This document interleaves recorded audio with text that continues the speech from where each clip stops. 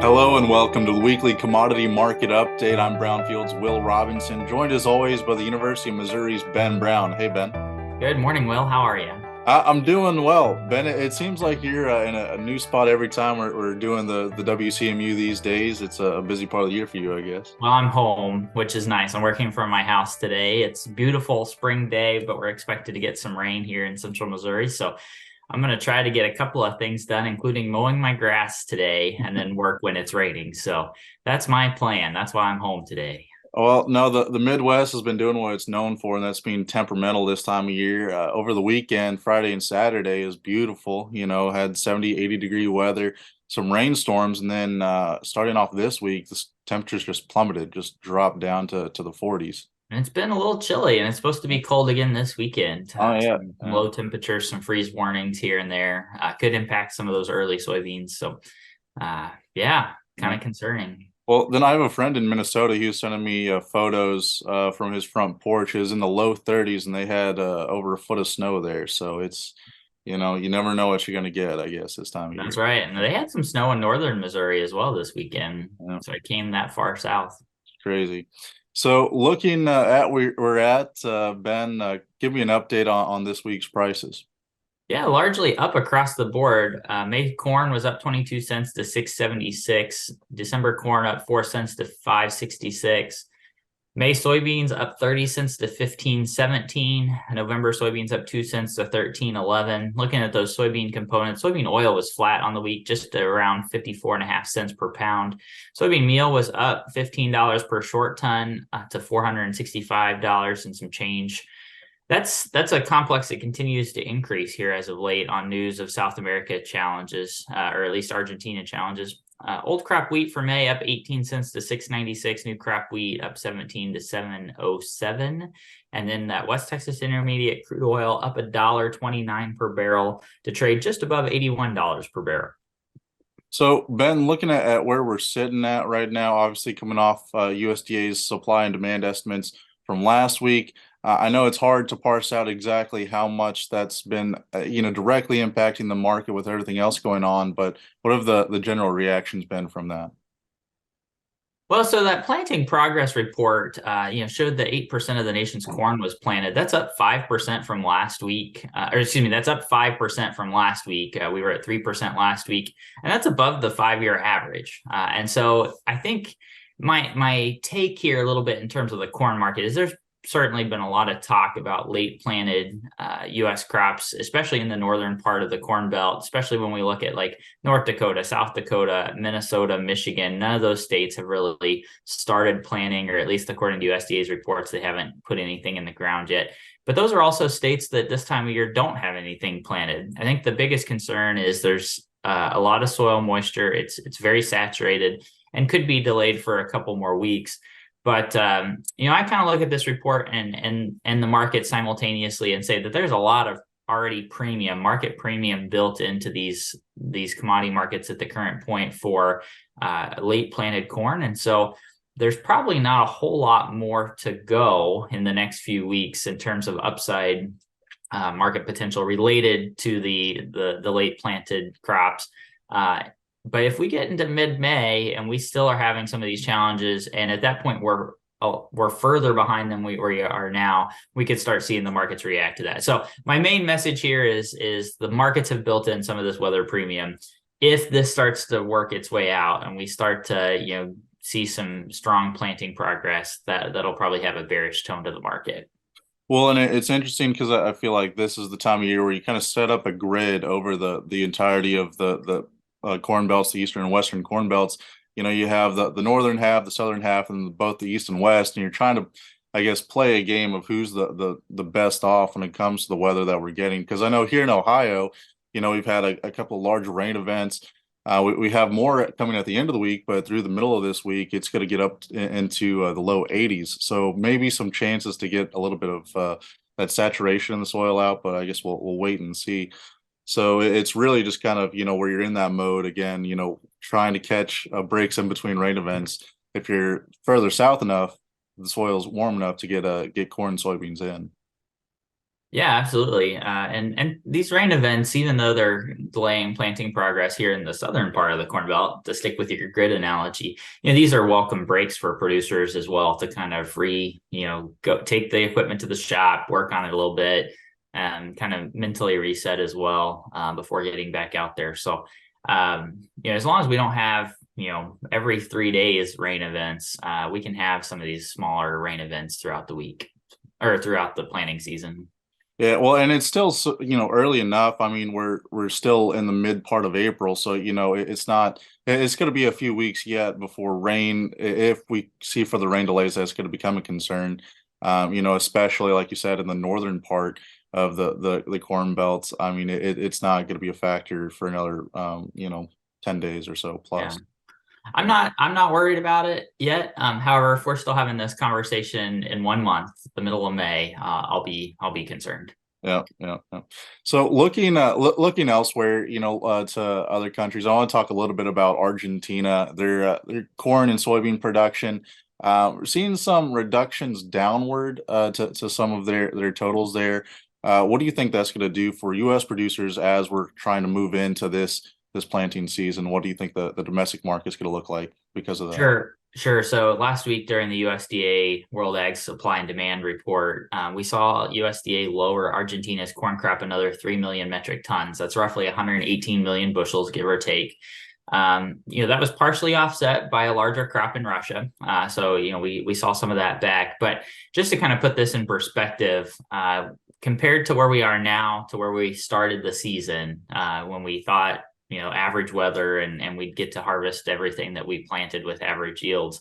That's a 710 million bushel decline in the Argentina corn production. And so that's substantial. And it's certainly having an impact in the market as we look ahead. Brazil's, still expected to produce a record corn production, or, have a record corn production this year.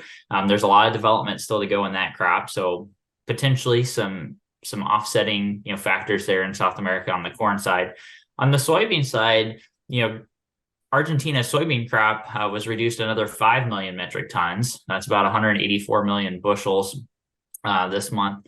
Again, if we do the same thing, if we look at where we are today relative to where we started the season, we've lost 945 million bushels of the Argentina soybean crop. That's about 47% of the original estimate that we've lost, just kind of as a result of their weather conditions this year. So that's certainly having an impact. It has been for months now. We continue to see USDA lower those estimates. I think we're getting closer. I felt like March and April were going to be the months where we'd see kind of these estimates kind of get to a steady state.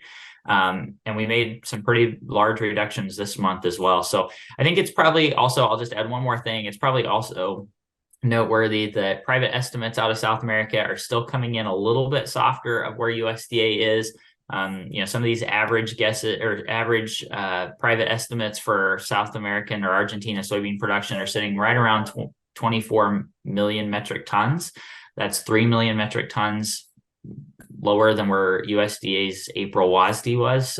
So maybe a little bit more revisions, but I think we're getting pretty close. And if in the past year, some of those private estimates have even started working back towards USDA's target about this time of year. So I think we're probably getting close to having a pretty accurate picture of what Argentina's soybean crop looks like. Well, Ben, it's been an interesting international market outlook too, because that we're seeing some of these reductions for Argentina. It's not spurring any immediate business, I guess, on the export front. It doesn't seem like, with you noting that the recent exports came back on the low end of expectations there. Current inspections are somewhat mixed. So, well, how is the interplay there? What's the outlook for U.S. exports and trade happening on our front? Well, that's a great question. I'm actually going to flip this. If I'm a U.S. soybean producer and I've still got old crop soybeans in the bin, I'm probably pretty nervous that the first shipment of Brazilian soybeans is set to arrive in North Carolina later this month or early May. Brazilian soybeans are about $2 cheaper than U.S. soybeans, old crop soybeans are at the moment. And so that's why Brazilian soybeans are going to dominate the international market here for pretty much the next 4 months, 3 to 4 months. And we could see, U.S. or Brazilian soybeans enter that U.S. market in the southeast, where basis bids are very strong. There's not a lot of soybean volume down there to feed kind of the poultry and pork industry. So I think, if I'm a U.S. producer and I've got old crop soybeans in the bin, that's something that concerns me. Conversely to that, our soybean crush industry has been very strong here in the United States as of late.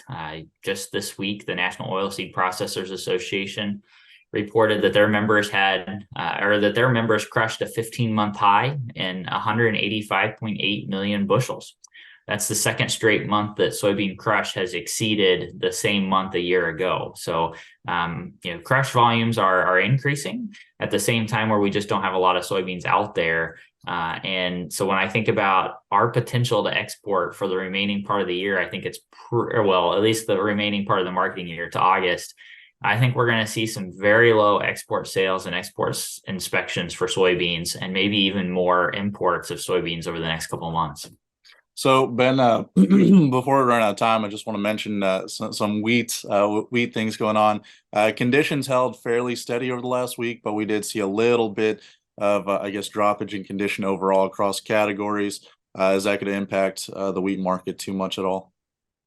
Sure. So the wheat market, I think, is actually, I do actually think the market is starting to change to think about fundamentals here in the United States, crop conditions, for instance. It's been very headline driven pretty much all spring since January, even in fact, the last 2 months or 2 weeks, I think, news out of Russia, them not being interested in extending that Black Sea grain initiative, news out of Hungary, Poland, and Slovakia that they're going to start banning imports of Ukrainian food products entering their country. That's notable, because when this conflict started, grain that would normally flow out the Black Sea region was going out the western part of the country into those countries. And the idea was that it would pass through and enter into places like Africa, the Middle East, where it had been, where Ukraine normally supplies.